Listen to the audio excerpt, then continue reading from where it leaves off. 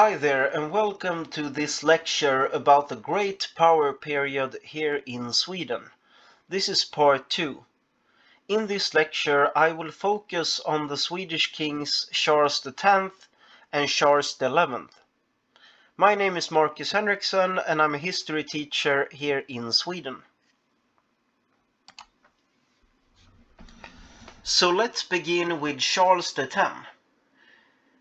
He became king in Sweden in the year 1654.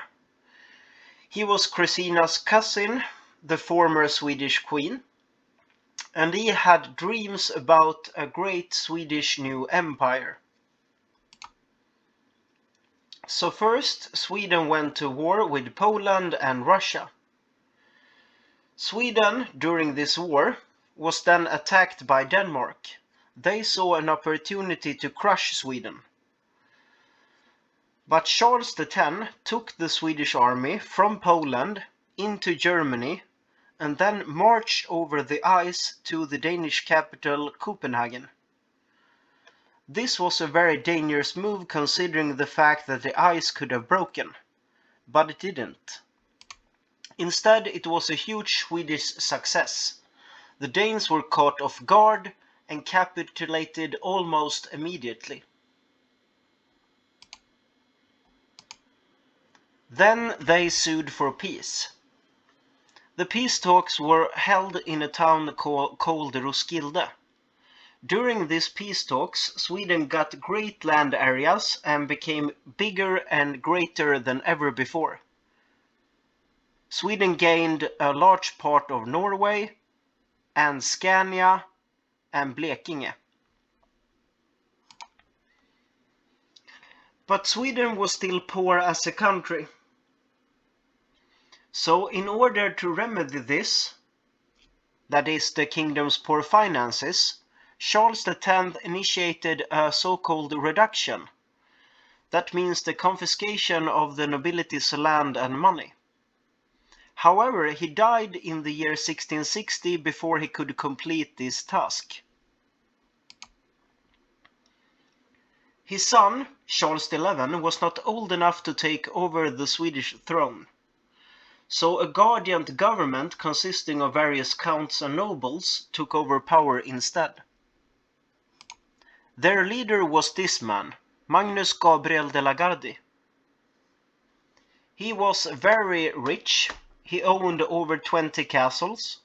He had also married the king's sister, and as soon as he became leader of this new government, he started peace talks with Poland and Russia. As soon as the peace talks had been completed, he started to party for several years.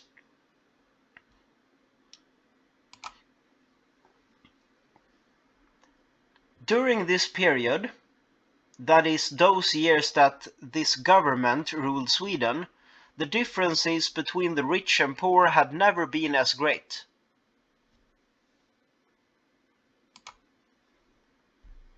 During this period we can also see the first Swedish witch burnings.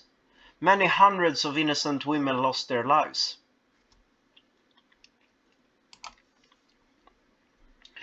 But in the year 1671, Charles XI took over the Swedish crown.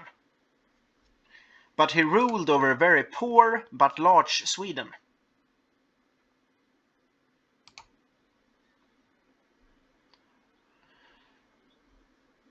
And during this time, the countries next to Sweden had begun to gather armies, etc., to regain control of lost territories.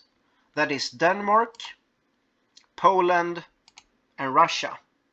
And they believed that because Sweden now had a very young king, we were going to be an easy match.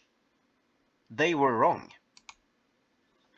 But yeah, the Swedish fleet suffered a huge defeat.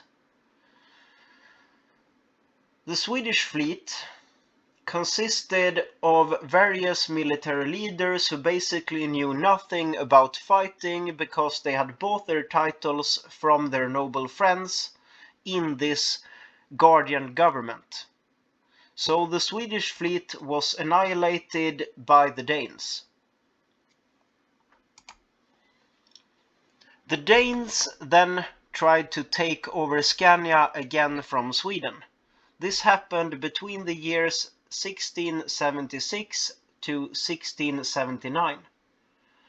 But the Swedes decided to bet everything on one card and attacked the Danes directly at the city of Lund. Charles XI took control of the Swedish army and impressed greatly during this battle.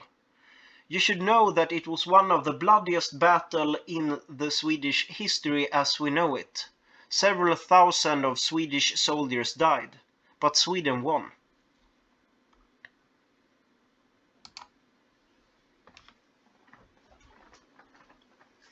The king then decided that Sweden must be better prepared for war next time.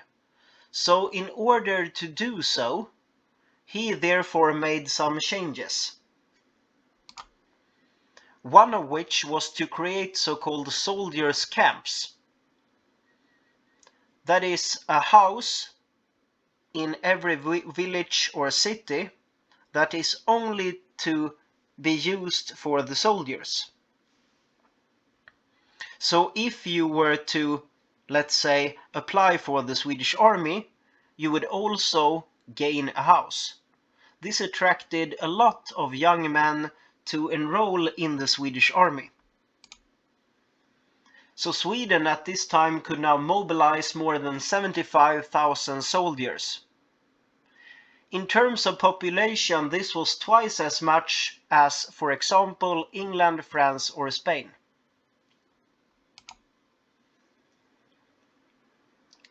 The King Charles XI also tried to make Scania more Swedish. So Danish was banned in schools and churches. Soldiers from Scania were then sent to other parts of Sweden. The border with Russia, the border with Denmark, etc. This angered many people in Scania, but it also took away a large threat. But the king had not learned that if, let's say, a large part of the population in a landscape became very angry, they could use violence and force in order to try to make things the way they were before. In Scania, a group called the Snaphounds, they were basically farmers in the conquered Danish provinces and territories, mostly or mainly Scania, who wanted to keep Denmark as its leader. So they fought the Swedes and the Swedes soldiers and looted a lot. But Charles XI had enough. So he sent a large part of the Swedish army to Scania to catch the Snaphounds. So hundreds of them were tortured and dismembered. If any person were suspected of helping them, they had their farms burnt down, and also they risked imprisonment and the death penalty. He also concluded that Sweden needed a new port in order to become a great Swedish empire. So he founded a new port city in the year 1679.